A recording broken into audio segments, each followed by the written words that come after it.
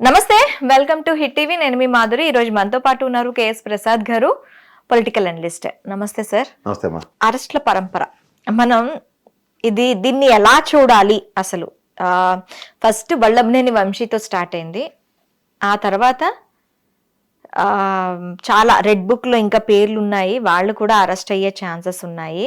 అధికార ప్రతినిధులతో సహా వాళ్ళ పేర్లు ఉన్నాయి. వల్లభనేని వంశీ తర్వాత మనకి అతను ఎవరు, పోసాని కృష్ణమురళి, సోషల్ మీడియాలో యాక్టివ్ అయ్యి వాళ్ళందరినీ ఎవరినైతే అరెస్ట్ చేయాలో రెడ్ బుక్ లో ఉన్న పేర్లన్నీ ఒక్కొక్కటి బయటకు వస్తున్నాయి. అండ్ ఇంకొకటి ఏంటంటే ఆ తర్వాత నెక్స్ట్ ఉన్నది సజ్జల రామకృష్ణారెడ్డి అని చెప్పి అంటున్నారు.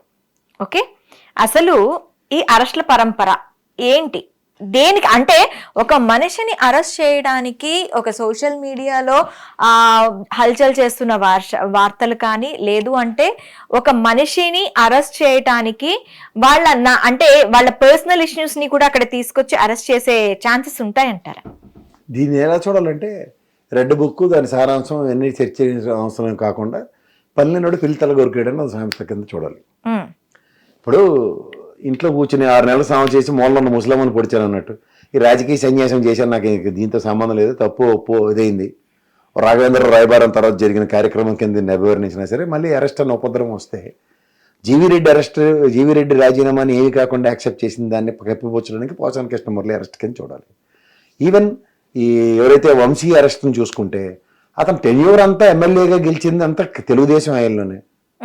ఏ దరిద్రగొట్టు పనులు ఏం చేసి చచ్చాడన్నా తెలుగుదేశం ఆయనలోనే చేసి చచ్చాడు. ఈసారి అయితే వైఎస్ఆర్సీపీ టికెట్ ఇచ్చారు, గుండు గీసి ఇంట్లో కూర్చోబెట్టారు. దీన్ని పట్టుకొచ్చి అదేదో సమస్య కిందంటే మీ సమస్య అది మీరు పరిష్కరించుకోండి, మాకేట బంధంలో దానికి సంబంధం. అలా నోడు తీసుకొచ్చి పార్టీ ఆఫీసులో పనిచేసే టైపిస్ట్ గారిని తీసుకొచ్చి ఆడు కంప్లైంట్ అంటే మెజిస్ట్రేట్ గారి ముందు ఆయన ఒప్పుకున్నాడు, నేనేం చేయలేదు సార్, నేను కంప్లైంట్ నాకు సంబంధం లేదన్నాడు. విత్డ్రా అయిపోయిన కేసుకి తీసుకొచ్చి మళ్ళీ ఇంకో కొత్త కేసులు పెట్టి దోపిడీలు, కాలువలు దవ్వించాడు, అల్లరి ఈడెత్తేసాడు, చట్ట ఎత్తేసాడు. అంటే అన్ని అధికారం ఉన్నప్పుడే చేశాడు. అధికారం మీ ఆయనలోనే ఎమ్మెల్యే కింద ఉన్నాడు, అధికార దర్పంతోనే అతను పని చేశాడు. ఈసారి ఇంట్లో కూర్చోబెట్టారు కదా. ఇప్పుడు ఈ కేసుకి దానికి సంబంధం ఏంటి? ఇంట్లో కూర్చుంటే అరెస్ట్ అవుతారా? అదే కదా దాని అర్థం. ఆ మయోం పూజలో ఉన్న వాళ్ళందరినీ ఎవరెవరు పేర్లు రాసుకుంటారు, మీరు ఒకరి తర్వాత ఒకరికి మీకే వాచిపోతుంది. మొదటిసారి వచ్చిన పోటీ చోటు పెళ్లి చూపులు చూసినట్టు రెండోవాడిని ఇంకోటి చూసి పట్టుకుపోతున్నాడు. నెక్స్ట్ మూడోవాడు ఎవడున్నాడు ఆయన ఎత్తుకెళ్ళిపోతారు, అంతకన్నా ఇంకేం లేదు అక్కడ. మై హోమ్ పూజ టార్గెట్ అనుకోవచ్చు. ఇది ఫస్ట్ వంశీని అక్కడే ఎత్తారు, తర్వాత పోసాని కృష్ణమురళిని అక్కడే ఎత్తారు. ఇంకేముంది దాంట్లో? తర్వాత సజ్జల రామకృష్ణ మాధవ్ ఉన్నాడు కదా అక్కడ, గోరంట్ల మాధవ్, నోటీసులు ఇచ్చారు, ఎత్తుకెళ్తారు. ఏముంది దాంట్లో? ఇప్పుడు పోసాని కృష్ణమురళి అనే వ్యక్తి మాట్లాడింది తప్పు ఆడపిల్లల పట్ల, ఇంట్లో చిన్నపిల్లల పట్ల. నేను చెప్తున్నా, మీకు చేతన అయితే డైరెక్ట్ గా మీ కేసు ఎట్టి ఈ కేసు మీద పవన్ కళ్యాణ్ మనోభావాలు గాయమే, నేనే కంప్లైంట్ ఇస్తున్నాను, కేసు పెట్టమను. ఎక్కడో ఊరవతలు ఎక్కడో ఉన్న అతనికి మనోభావాలు గాయమయ్యి నా మనోభావాలు గాయం అవడం వల్ల ఇవాళ నేను కంప్లైంట్ ఇచ్చానని చెప్పి 17 ప్రాంతాల్లో పెడితే అసలు కన్నా కొసరు విషయాలే కదా. ఆర్జీవి కూడా సేమ్ అంతే. ఎవరైనా అవునండి, ఆర్జీవి అవునండి, పోసాన అవునండి. ఈ సినిమా వాళ్ళకి అసలు రాజకీయాలు ఏంటి తెలుసా? వాళ్ళకి అసలు మామూలుగానే ఎడితేది. అలా కూడా తెగరవాడు. నన్ను ఇంకో ఛానల్ అడిగాడు నన్ను, పోసాని కృష్ణమురళికి సజ్జల భార్గవ ఇద్దరు స్క్రిప్ట్లు ఇస్తే మాడాను. మరి ఈ పడతానికి ఆడ శ్రావణ మాసం దిక్కుమాల సినిమా తీసుకుని మన ప్రాణాలు ఉద్ధరించినాడు, వీడికి కూడా స్క్రిప్ట్ రాసి ఇవ్వాలన్నది ప్రశ్న. ఇంకా మొఖానికి పిహెచ్డీ అయితే చేశాడు, దగ్గర పిహెచ్డీ తీసేసి ఇవ్వలేదు, కానీ ఎంఫిల్ అయితే అయింది. స్కాలరే, సినిమాలకు అడ్డవేరు పెట్టకథలు రాసింది లైఫే. ఈ కూడా స్క్రిప్ట్ ఇవ్వాలంటే ఇంకెందుకు?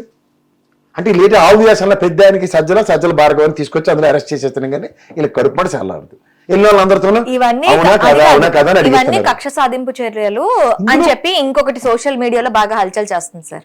ఇక్కడ ఇంకొకటి ఏమీ లేకుండానే అప్పుడు ధూళిపాల ధూళిపాల నరేంద్ర ఆయన్ని కూడాను డైరీ విషయంలో కక్ష సాధింపు చర్యల కోసమే చేశారు, దానికోసం ఇప్పుడు తెలుగుదేశం పార్టీ కక్ష సాధింపు చర్యలు చేస్తుంది అంటున్నారు. నిజమే అంటారా? కక్ష సాధింపు చర్యలు ఇవి. వాళ్ళు ఏం తక్కువ కాదు, ఇల్లు ఏం తక్కువ కాదు. ఏమని మాడాలి? ఇసుక తక్కడే పేడ తక్కడే ఏడు చర్చించమంటారు మమ్మల్ని. వాళ్ళకి 150 ఇచ్చారు, వీళ్ళకి 124 ఇచ్చారు. ఇద్దరు అదే పని చేస్తే ఏమవుతుంది లాస్ట్కి? ఎవరి పని చేయండి రా బాబు అంటే ఆ పని తప్ప అసలు పనులు కన్నా పనికి పనులు చేస్తే. ధూళిపాల నరేంద్ర నిజంగా కక్ష సాధింపు చర్య అంటారా? ఆ టైంలో గవర్నమెంట్ తీసుకున్న ఒక నిర్ణయం, అందులో రైటు రాంగు అన్నది ఇప్పుడైతే దాన్ని వెనక్కి వెళ్ళి ముందుకెళ్ళి ఆ టైంలో అది నేనేం జస్టిస్ చౌదరిని కాదు, పొలిటికల్ వెంజెంటాలో అక్కడ ఉన్న సర్కమ్స్టాన్సెస్ లో whatever are been demanded, ఆ డిమాండ్కి తగ్గట్టుగా సప్లై ఉంది అంతే. ఇవి కేసులు ఇప్పుడు ఉదాహరణకు అచ్చెన్నాయుడు అయితే ఈఎస్ఐ కేసు, అది రాష్ట్రానికి సంబంధం లేదని కౌంటర్ ఇవ్వకుండా బండారు దత్తాత్రేయ చేసిన పనికి ఎత్తి కొదేసేసారు. వాళ్ళైతే బీజేపీలు తీసుకెళ్లి గవర్నర్ చేసేసారు. అది రాష్ట్రంలో ఇక్కడ తెలంగాణలో మంత్రులకి వాళ్ళకి ఏం ఉపద్రవం పడలే, కానీ సంబంధిత మెడికల్ ఆఫీసర్స్కి వాళ్ళకి దండం అంది ఈఎస్ఐ స్కామ్. అక్కడ అచ్చెన్నాయుడికి ఇటు తిప్పి తిప్పి రాజకీయ నాయకుడిని ఉన్నవాడిని ఆ బీజేపీ వాడు ఆడించాలి కాబట్టి అచ్చెన్నాయుడిని తీసుకొచ్చారు. సింపుల్ అది. అలాంటి విషయాల్లో మాట్లాడితే దాని మీద చర్చ పెట్టమని మాట్లాడడానికి నేను సిద్ధంగా ఉన్నాను. అంతేకాని అచ్చెన్నాయుడికి ఆరోగ్యం పోలేదా, ఇలా అంతులేని కాదు జయప్రద స్టోరీ చెప్పమంటే నాతో కాదు. సింపుల్ చెప్తున్నా. ఆ రోజు ఆరోగ్య పరిస్థితుల్లో సర్కమ్స్టాన్సెస్ డిమాండ్ చేసేలేదంటే అచ్చెన్నాయుడికి ఆరోగ్యం లేదు, ఇవాళ పోసానికి ఆరోగ్యం లేదు, ఎత్తిసారు లోపల కూర్చోపెట్టారు. ఎవరు ఏర్పడారు మనం ఏముంది. బొలారో జీపులో తీసుకొచ్చారంటే బొలారో పోలీసులకు బొలారో కాబట్టి మెర్సిడీస్ బెంజిలను లేకపోతే ఫెరారీ కార్లు ఇస్తారట. స్ట్రెచ్లు వాళ్ళు వచ్చి హ్యాపీగా పడుకోబెట్టి తీసుకురండి అని చెప్పి అలాంటి ఏమైనా ఏర్పాటు చేస్తారు. పోలీసు వాళ్ళకి వాళ్ళకి ఒక టాస్క్ ఇచ్చారు. రాజకీయ కబంధ హస్తాల్లో చిక్కుకున్న పోలీసు వ్యవస్థ. ఏ పొలిటికల్ పార్టీ వస్తే వాళ్ళ గేమ్లు అలా ఆడుతున్నారు. ఇందులో ఆడు రైట్ ఇటు రైట్ అని ఎవరు చర్చించగలం దాన్ని. These are all tit for tat games, వేంజంట పాలిటిక్స్ అంతే. సో నెక్స్ట్ సజ్జల రామకృష్ణారెడ్డి ఇంకా ఎక్కడ సజ్జల చాలా టైం ఉంది. ముందు జోగి రమేష్, పేరుని, కొడాలని వీళ్ళందరినీ వేసుకుని తృప్తి పొంది తర్వాత లాస్ట్కి సజ్జల. సో ఖచ్చితంగా అరెస్టుల పరంపర అయితే కొనసాగనుంది అంటారు. నాకు తెలిసి సజ్జలను అయితే ఏ ప్రాతిపదిక మీద అరెస్ట్ చేస్తారు? మార్గం అంటే సోషల్ మీడియా అడవాడు చేసాడు అంటారు. కుర్రాడు చిన్నపిల్లాడు కాబట్టి చాలా టైం ఉంది ఇంకా. అదే ఈ అరెస్టుల పరంపర అంతా కక్ష సాధింపు చర్య అంటారు మీరు. అలానే మనం అనుభవం తోసిపచ్చలేము. వాళ్ళు చేశారు కాబట్టి ఇల్లు చేశారు. కక్ష సాధింపు అంటే పోసానికి కస్టమర్ల మీద కక్ష లేదు. ఏదో పేలేడు, పేలిందానికి పవన్ కళ్యాణ్ గారు ఒకవేళ కంప్లైంట్ ఇచ్చి దాని మీద యాక్టివ్ మోడ్ రియాక్టివ్ మోడ్ అంటే ఓకే, అది కక్ష సాధింపు చర్య అని అభివర్ణించవచ్చు. ఎక్కడో ఎవరో అంతర్గతలు మా సంతరగాడించుకున్నాడు, ఎక్కడెవరో ఎవరో మనోభావాలు గాయ చెప్పి పోసాన్ని అరెస్ట్ చేస్తుంటే అది ఎంతవరకు సబ్బు సముచితం ఆలోచించండి. ఇప్పుడు క్రిస్టల్ క్లియర్గా పోసాని కృష్ణమురళిని కూడా ఏదైనా ఈ తిట్లు వీటి మీద అరెస్ట్ చేశారంటే ఎవడు బాధపడం. నంది అవార్డులు ఇవ్వలేదు, నంది అవార్డు వెనక్కి ఇచ్చాడు. ఆ రోజు అందరూ కొలపోలు చౌదరి కొలపోలు ఉండి నయోదరికే ఇస్తున్నారు అన్న కాన్సెప్ట్లో అతను రిటర్న్ చేసేయడం అనేది నాకు తెలిసిన తక్కువ నాలెడ్జ్లో నాకు తెలిసిన విషయం. ఇప్పుడు ఆ మాటకు వస్తే మరి ఇదే బాలకృష్ణ గారు భారతరత్న అవార్డునే కాలు దూరితో పోల్చాడు. వాళ్ళ నాన్నగారికి అవార్డు ఇవ్వలేదని, ఎవరు మానవుడు రామారావు గారికి ఇవ్వలేదని. మరి అది తప్పు కానప్పుడు ఇదేలా తప్పు వద్దు అంటే ఇష్టమైతే ఇంగుతో సమానం. ఇదే పవన్ కళ్యాణ్ గారి ఫ్యామిలీని తిట్టడం కేసు పెట్టమనండి, అప్పుడు మాట్లాడాలి. అప్పుడు పోసాని కృష్ణమురళి గారు కూడా నా ఫ్యామిలీని అన్నారని ఆయన కేసు పెట్టి ఈ రెండు క్రెడిషన్స్లో గౌరవ న్యాయస్థానం ఏదో ఒకటి ఈ రైటో అని తెలుస్తుంది కదా. అది కాకుండా అదేదో కడుపులో పెట్టుకుని నంది అవార్డుల విషయంలో కేసు పెట్టి ఆ తిట్లు విషయం చర్చించమంటే ఎంత సమంజసం చెప్పు? అదేమన్నా సమంజసమా? ఇవన్నీ నిజంగా నిలబడే కేసులేనా సార్? ఏమి నిలబడతాయి? నిలబడినా నిలబడకపోయినా వాళ్ళు నిలబెట్టుకుంటారు. నందిగం సురేష్ ఎక్కడో కేసులో ఏటో తెలియదు, దానికి మొత్తానికి ఇడి తిప్పి అడి తిప్పి 150 ఉంచారు లేదా? ఈగో సాటిస్ఫాక్షన్ అంతే. ఎత్తేమో అవుట్ వేసామో లేదా అంతే. వాళ్ళ పనులు చేస్తూనే ఉంటారు. ఆ పనుల మీద ఎక్కడ చర్చనే అవ్వకుండా ఈయన అరెస్ట్ చేశారు ఆయన అరెస్ట్ చేశారని పనికి మళ్ళీ చర్చలన్నీ రావాలి. తెలుగుదేశం శ్రేణుల్లో ఒక అన్సర్టనిటీ డ్రైవ్ అయింది. అన్సర్టనిటీని పాసిఫై చేయాలంటే ఏం చేయాలి? ఇలాంటివన్నీ జీవిరెడ్డి ఇష్యూని పాసిఫై చేయాలంటే ఇదిగో మీరు కూడా బయటకు వెళ్తారా, ఇలాంటి అరెస్టులు మీకు తప్పవు అనే దీంట్లోని ఒక పోర్ట్రేట్ చేయాలి, వాళ్ళని భయపెట్టాలి. అజెండా అంతే, అజెండా భయం పెడదాం. అక్కడికి అందరూ శృతి హాసన్ భయం పడ్డాను అంటారు దగ్గరలో. హిట్ టీవీ యాప్, ఇందులో short news, live news, entertainment shows, movies, digital magazines తో పాటు మీ జిల్లా వార్తలను కూడా ఫ్రీగా చూడొచ్చు.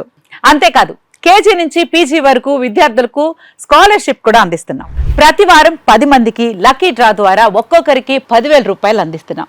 ఇంకెందుకు ఆలస్యం, వెంటనే హిట్ టీవీ యాప్ ని డౌన్లోడ్ చేసుకుని ఫ్రీగా ఎంటర్టైన్మెంట్ పొందండి. Hit TV app, hit TV app, please download hit TV app. Hit TV app ని ఫ్రీగా డౌన్లోడ్ చేసుకుని ఎంజాయ్ చేయండి. మీకు నచ్చిన ఎంటర్టైన్మెంట్ కోసం హిట్ టీవీ యాప్ ని ఫ్రీగా డౌన్లోడ్ చేసుకుని ఎంజాయ్ చేయండి. హిట్ టీవీ యాప్ ని డౌన్లోడ్ చేసుకుని ఆస్వాదించండి, ఆశీర్వదించండి. ఇంతమంది సెలబ్రిటీలు హిట్ టీవీ యాప్ ని డౌన్లోడ్ చేసుకోండి అని చెప్తున్నారంటే ఎంత మంచి యాప్ ఆలోచించండి. అమెరికా అమెరికా అమెరికా అమెరికాలో చదవాలనుకునే వాళ్ళకి విశ్వసనీయమైన పేరు మన శౌర్య కన్సల్టెన్సీ. UK లో 1 year masters, UK లో 1 year masters, 2 years work permit up to 5 years visa. Contact Saurya Consultancy. Contact 89851 89851.